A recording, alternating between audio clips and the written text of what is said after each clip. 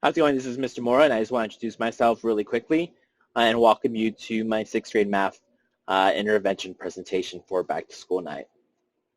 So the purpose of this class, it is to help your student become better mathematicians. So my goal this year is to have your kids hate math less and have themselves see them, or have themselves see themselves as mathematicians. The two things I do want to focus on is building critical thinking skills, and I'm going to want them to learn how to communicate their reasoning. And I'm going to also be filling in little gaps they have from, previous years and this school year. And if I believe I can help them out with that, then they're going to see themselves as mathematicians, and they're going to actually start hating math a little less, which is going to make me happy. But if you wish to know more about the standards we're using for sixth grade, please let me know and reach out to me. I can send you this document, and it's going to be a little more detailed, but it should still be fine if you want to go through it and read it yourself. I do have some classroom exercises I do want to discuss. I want my students to be respectful when they come into my classroom. I want them to be responsible when they enter my classroom, and I want them to be safe and punctual. And I know that's going to be a little bit hard sometimes with everything that's going on. But I believe we're able to get all that, then we can move on to the next part where they're going to start getting organized on their own. They're going to become a self-starter, and eventually that's going to be helping them better prepare. And if we're able to do all that by the end of the school year, I think they're going to keep Mr. Morris super happy, and that's kind of important to me. And I want to make sure we're on the same page when we're talking about our weekly schedule. I am going to see your students twice a week online, but there's still going to be some assignments and other expectations when they're not with me in person. So there's going to be 3 additional days. I do expect the kids to check their Google Classroom every single day. I do expect them to check their emails, and I've been constantly reminding them every time we meet up together.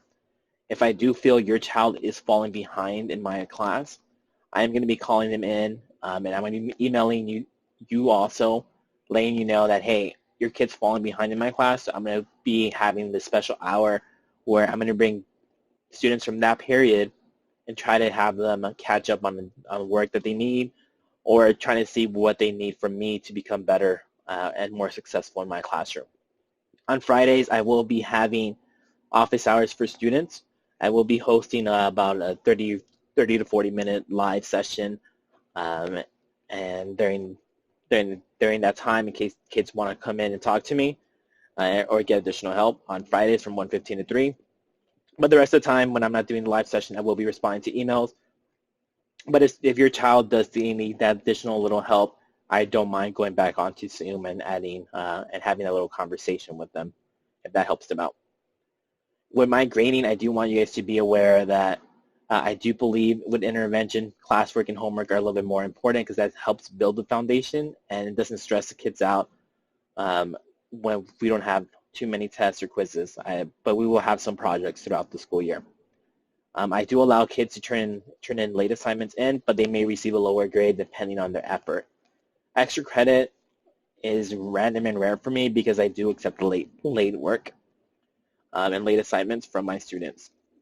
These are just a couple of things that we're going to be doing in class, and the biggest thing that that we're working on is going to be discussions. And I also want students to be aware that there's going to be a couple major assessments throughout the school year. We're going to be doing some performance tasks, some group projects, some individual projects throughout the year. There's going to be some quizzes and some tests throughout the year also.